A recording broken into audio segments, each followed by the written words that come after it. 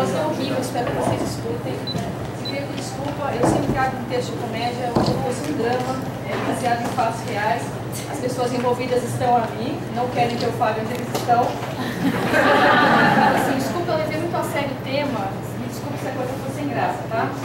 Meu texto chama Maternidade e os Diálogos Modernos, tá? E começa assim. A minha mãe sempre me ensinou que há certos círculos viciosos que temos o dever de quebrar. E o principal deles é como se tornar uma mãe mais acessível aos filhos. Ela dizia que deveríamos lançar mão de todas as ferramentas possíveis para melhorar a convivência entre pais e filhos. Pensando nisso, eu fiz uma promessa a mim mesma quando eu fui mãe pela primeira vez. Eu seria uma mãe ainda melhor que a minha mãe havia sido. Eu fui mãe na virada do milênio, uma época onde a internet dominava totalmente. Os memorandos haviam dado lugar aos e-mails, os pagers foram engolidos pelos celulares, apesar que naquela época eles mais pareciam tijolos de construção. Os tempos modernos batiam à minha porta e eu me sentia o próprio Charlie Chaplin, embasbacada com tanta tecnologia. Facebook, Twitter, Messenger, tudo isso muito lindo e intrigante, mas como isso me tornaria uma mãe melhor ao meu pimpolho recém-chegado a esse planeta? Com um computador que hoje seria considerado jurássico e uma internet discada que levava em média 1 hora para carregar um site e que fazia um barulho tão desgraçado para se conectar que sempre acordava o meu filho, e muita boa vontade me pus a navegar procurando qualquer coisa que me tornasse um exemplo de mãe.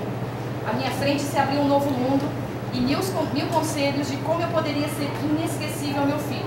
Eu fui pelas maneiras erradas. Contando um pouco da minha experiência, vocês vão entender por que os diálogos modernos me ajudaram a me transformar numa mãe muito, mas muito pior. Através das minhas pesquisas, eu cheguei à conclusão de que educar filhos deveria ser uma mescla perfeita entre a fantasia e a realidade. Meu primeiro filho nasceu com uma marca de nascença que é idêntica a um disco voador. Por isso, eu tentei colocar uma pitada de fantasia na vida do meu pimpolho.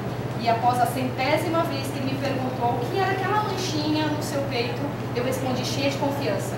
Isso, meu filho, é o desenho da nave-mãe que te deixou aqui comigo na Terra. Eu não sou a sua mãe verdadeira. Os seus pais são do planeta Zorg e eles me emprestaram você. A sua missão aqui na Terra é trazer paz e ensinar aos homens que somos todos iguais, que devemos sempre nos tratar como irmãos, mesmo que alguns aqui na Terra sejam extraterrestres como você. Ele me olhou com aqueles olhos grandes e negros e exclamou: puxa, mãe, é verdade? Eu falei: é sim, meu filho. E quando você fizer 10 anos terrestres, os seus pais verdadeiros virão te buscar numa nave idêntica a essa que você tem desenhado aí no peito. 2 semanas depois, eu fui chamada na escolinha onde ele estudava. Crente que a diretora havia descoberto que o QI do meu filho era imensamente maior que o do Yuri, o filho da Sandra, tá? Minha amiga, eu segui pra lá toda feliz, né? Lê do engano meu, tá? Aí ela me disse: passamos um comunicado geral sobre a primeira reunião do maternal e tivemos um probleminha com o seu filho. Ao pegar o bilhete, ele nos perguntou se era mesmo necessário que a verdadeira mãe dele comparecesse à reunião. Pensamos que o Ícaro fosse adotado e tentamos consolá-lo. Mas qual não foi a nossa surpresa quando ele nos contou que ele não era da Terra? Ai, droga, gemi. Ele disse à professora que transmitiria o recado à sua guardadora terrestre. Ah, mas isso é um termo dele, não é meu não, tá? Eu tentei, mas a mulher continuou implacável. Ele disse que a guardadora terráquea dele viria à reunião. Onde já se viu? Você está deixando a criança confusa. O que você queria com isso? Colocar um pouquinho de fantasia na vida dele. Eu tentei, sorrindo amarelo. Você é uma irresponsável. E por aí se seguiu o esporro do século. Ela me fez prometer que eu ia reverter tudo aquilo e colocar um senso de realidade na vida do meu filho. Eu prometi, claro, mas chegando em casa, chamei o meu pimpolho de canto e falei: então, meu filho, sabe aquele lance que você é um ET? É. Eu preciso te dizer uma coisa. Pausa dramática, seguida de um suspiro. Você não... Outra pausa dramática, tá?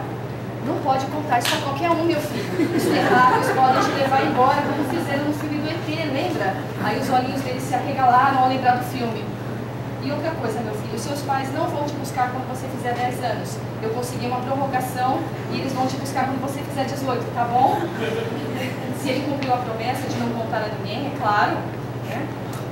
E só se deu conta disso, que isso tudo virou uma enorme fantasia muitos anos depois que ele percebeu que ninguém vinha buscar ele e ele era normal.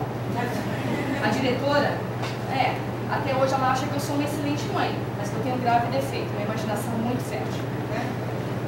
Se eu aprendi com os meus erros a usar os diálogos modernos, mas é claro que não.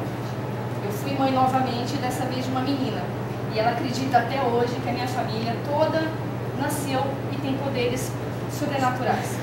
Ela aprendeu, ela acha que todos nós somos capazes de realizar tudo o que nós desejarmos. Mas será que ela está enganada, gente? Só há uma coisa que eu aprendi com a modernidade, que as pessoas necessitam dar muitas risadas, tá? E isso eu pude reverter a favor dos meus filhos. Eu comecei a escrever livros e, graças a Deus, eles vendem muito bem.